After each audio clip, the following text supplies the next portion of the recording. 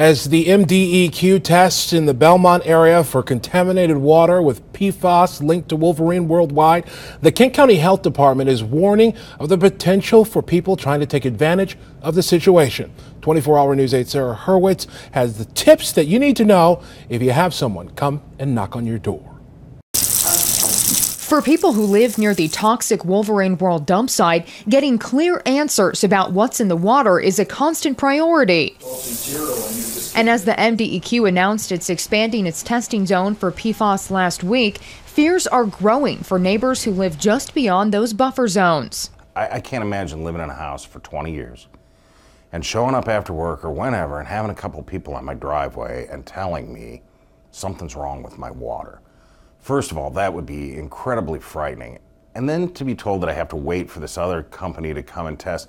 We understand how people would be nervous and want to test their own water. So what do you do if someone comes knocking claiming to be a company that tests for PFAS? Steve Kelso with the Kent County Health Department says be careful and skeptical. We actually don't encourage people to test their own water for this substance because it is really easy to get wrong. This is an incredibly difficult test. The contracted company doing the testing for the MDEQ, Kelso says, are operating under what's called a clean hands, dirty hands method, where one of the staff has to abstain from fast food, using certain cleaning products on their clothes for several days because just gathering the sample is tedious.